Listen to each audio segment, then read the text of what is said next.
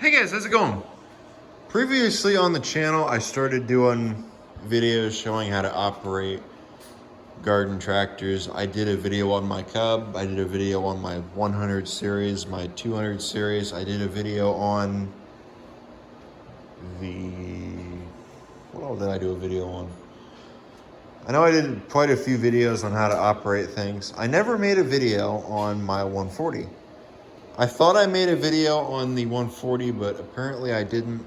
So I figured I would make a video on how to operate a 1971 through 1974 140.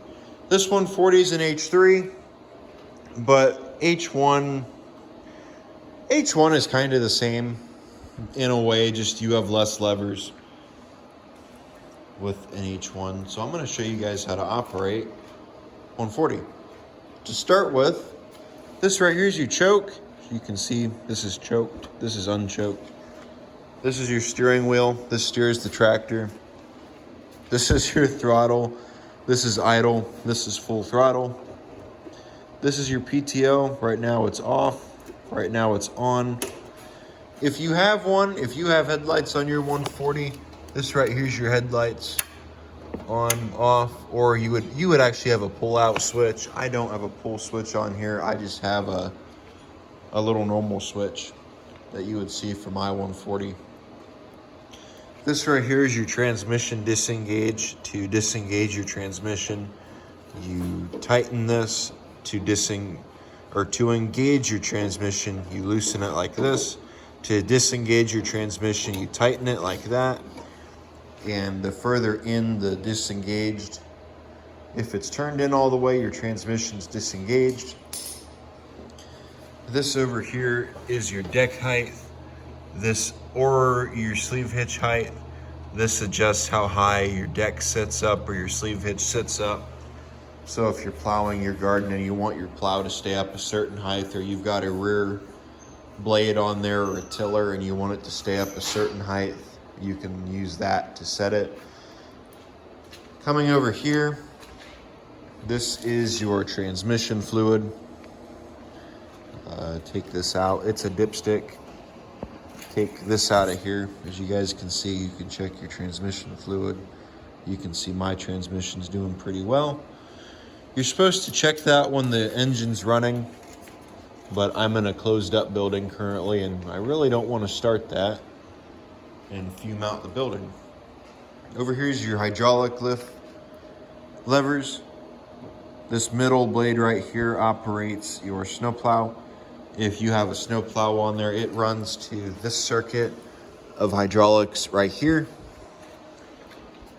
It lifts, lowers your snowplow. This one right here angles the blade. You pull it back, push it forward to angle it. These two are currently stuck together. They're not really stuck together, but they're just kind of hard to move. All the way forward like that is float. Pop it out of float like that. Actually, hold on a second. This one right here lifts and lowers your mower deck or your sleeve hitch. This is for your snowplow. This angles your blade. You can see right now, since I don't have another set of hydraulics over there, this set of hydraulics right here runs off of that lever right there. So that's the one that would lift and lower my snowplow if I had a snowplow on there at the moment. This one also runs, if you have rear hydraulics on your 140, that is the one that will run your rear hydraulics. That would be for a 3-point hitch or so on and so forth like that. And then also might as well show you engine oil. This is your engine oil right here. You can see my oil looks like it's ready to be changed. So not changed, but it's got some hours on it. This is your steering brakes right here. This brake right here controls the right side tire. This tire right here. This side right here controls the left brake. That side over there. If you're steering, if you need to steer tight, steer your tractor all the way, one way, and then push on your brake. This side brake right here doesn't work. It is currently out of adjustment or just completely wore out. So that side doesn't work. This side over here does, however. And I had this problem with the 312 the other day. If you're out in the snow or there's ice around you and you can't steer, your front tires won't steer, they're just going straight forward. If you use your steering brakes, it'll help you steer dramatically. This right here is your hydro. This is forward, this is reverse, this is neutral. Sometimes your 140 will creep. You have to find where it doesn't want to creep anymore. Usually right about there is where it doesn't want to creep. This down here, there is I think it's this one right here. This is where you adjust the tension on this lever right here. With that, you can make it looser or you can make it tighter. It's either that one right there or inside of here. I think it's one of those two though. And then this right here, this pedal is your clutch. Push this down to disengage your clutch, and it'll also keep your hydro lever in place. It'll actually neutralize, put it in neutral. If you push it, as you can see, almost all the way into neutral. And then that also, I don't know if all the 140s did it. I think only the later 140s did it. 71 through 74. Actually, I think the earlier ones might have done it too. This right here disengages the transmission. When I say it disengages the transmission, I mean inside of here, there is a clutch. Inside of this little assembly right here that's on the front of your 140's engine. That, push this pedal, it separates that clutch from the material, from the clutch from this little disc right here, and it will stop your tractor. So it'll stop your tractor, stop your hydro from moving, but it will not disengage it. You still will not be able to push the tractor around. You'll have to disengage your relief valves up on top. I'm not sure what they're called exactly.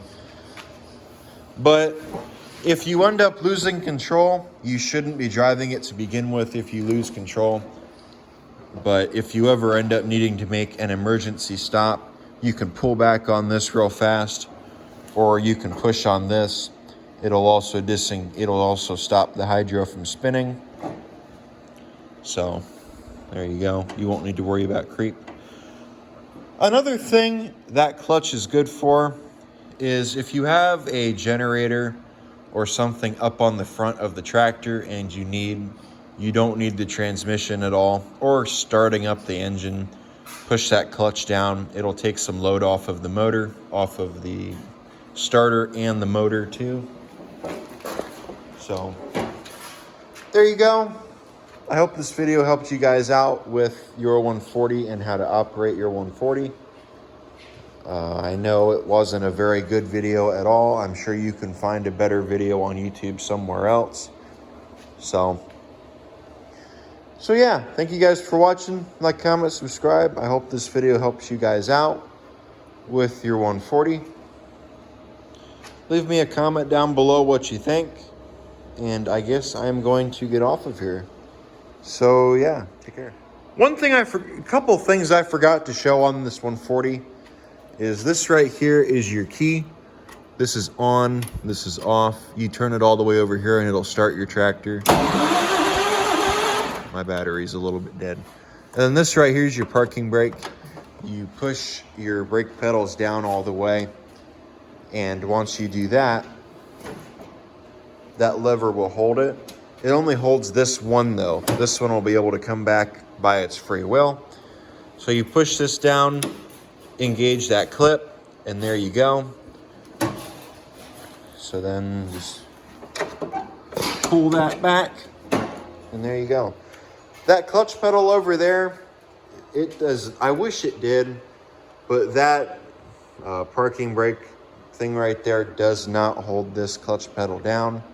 Unfortunately, I really wish it did. I wish that Deere would have made it do that, but for whatever reason they didn't. So there you go. I forgot to add that in the video.